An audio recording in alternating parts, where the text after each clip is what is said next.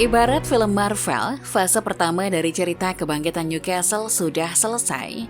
The Magpies sudah menyelesaikan musim 2022-23 dengan finish di peringkat keempat Liga Inggris. Selain itu, Newcastle juga sudah berhasil mencapai final Piala Liga Inggris. Meskipun akhirnya kalah, tapi itu prestasi yang cukup membanggakan.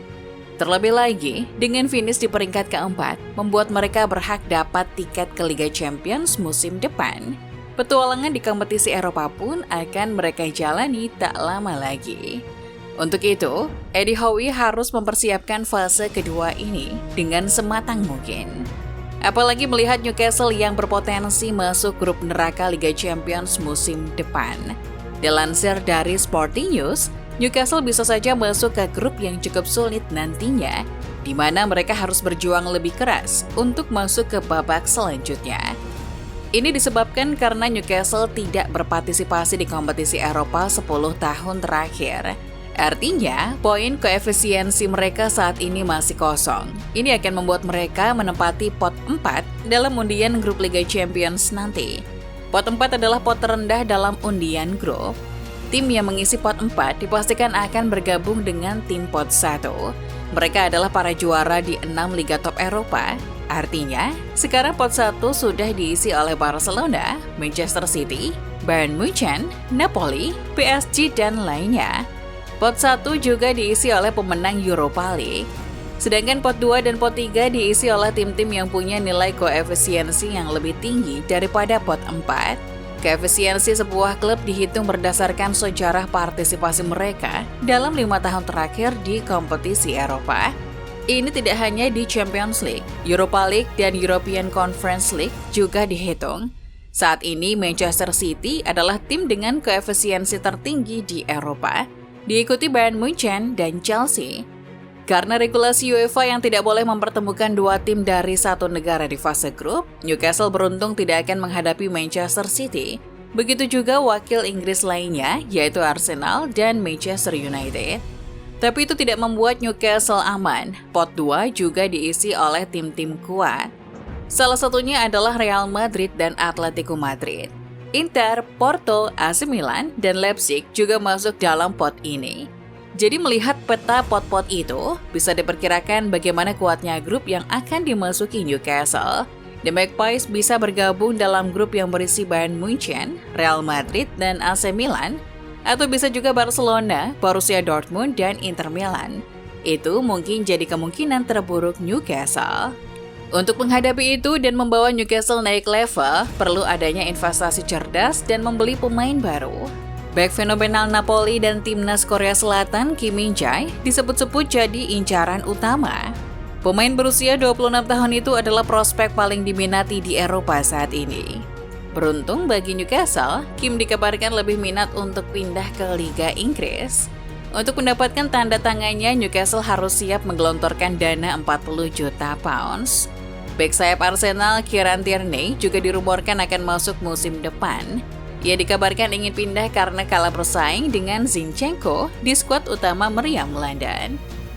Selain lini pertahanan, Eddie Howe juga ingin memperkuat lini tengah. Peningkatan kreativitas di lapangan diperlukan untuk mendukung permainan. Bintang West Ham Declan Rice pun jadi incaran. Ia akan jadi aset berharga di posisi gelandang bertahan. Sementara untuk gelandang serang, Eddie Howe sudah menetapkan pandangannya ke James Maddison. Bintang Leicester City itu terlalu bagus untuk main di Divisi 2. Maddison akan menawarkan dimensi baru di lini tengah Newcastle. Skuad Eddie Howe juga kekurangan pemain di posisi nomor 8 musim ini.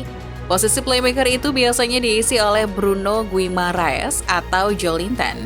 Padahal itu bukan posisi natural keduanya. Lini serang juga harus jadi perhatian utama. Musim ini Newcastle tidak terlalu subur dalam mencetak gol. Di Liga, mereka mengoleksi 68 gol. Itu lebih sedikit daripada Liverpool, Brighton, dan Tottenham. Padahal catatan expected goals Newcastle termasuk tinggi. Nico Williams yang bermain untuk Athletic Bilbao dipandang jadi pilihan yang tepat. Newcastle juga dikabarkan sudah mengawasi pemain berusia 20 tahun itu sejak bulan Januari kemarin. Joao Pedro dan Watford juga bisa jadi alternatif lain. Pemain berusia 21 tahun itu bisa jadi aset masa depan Newcastle. Ia juga dikabarkan sudah dipinang The Magpies sejak musim panas lalu. Tapi sebenarnya saat ini pun Newcastle sudah punya striker yang mumpuni. Sebut saja Alexander Isak yang konstan jadi ancaman pemain bertahan lawan. Ia selalu jadi andalan ujung tombak Newcastle. Selain itu juga ada Callum Wilson dan Allan Saint-Maximin. Mereka hanya perlu dipoles agar semakin tajam di musim depan. Eddie Howe menjelaskan bagaimana ia ingin menjalankan rencana transfernya. Baginya, penting untuk mendatangkan pemain yang tepat. Meskipun ia tidak memungkiri, publik mengharapkan ada superstar yang bermain di Newcastle setelah diambil konglomerat Timur Tengah. Semenjak pengambil alihan klub, semua orang berasumsi nama besar akan langsung datang ke sini. Saya tidak merekrut pemain dengan cara seperti itu. Kami harus membawa pemain yang tepat. Jendela transfer adalah proses yang kompleks. Kita tidak bisa menunjuk begitu saja seorang pemain untuk dibeli, ungkapnya dikutip dari 90 Min. Itu adalah sikap yang bijak dari seorang pelatih. Memang sudah seharusnya sebuah klub tidak seenak jidat membeli pemain mahal. Itu akan mempengaruhi kondisi ruang ganti yang berpengaruh besar pada permainan. Juga harus berhati-hati dengan peraturan FFP. Idealnya Newcastle membutuhkan 3 jendela transfer untuk membangun tim yang ideal. Target yang harus dicapai saat ini adalah bagaimana mereka bisa terus bersaing di papan atas. Newcastle harus bisa selalu mendapatkan jatah di kompetisi Eropa. Itu akan membantu mereka mendapatkan sumber pendapatan yang sehat. Saat semuanya sudah matang, di saat itulah Newcastle bisa membeli para pemain top Eropa. Bukan tidak mungkin, The Magpies akan jadi klub besar Inggris selanjutnya. Bisa dilihat 10 tahun mendatang, Newcastle akan jadi tim penantang tim besar seperti Manchester City, Arsenal, dan Liverpool. Tapi itu masih jadi perjalanan yang panjang untuk mereka.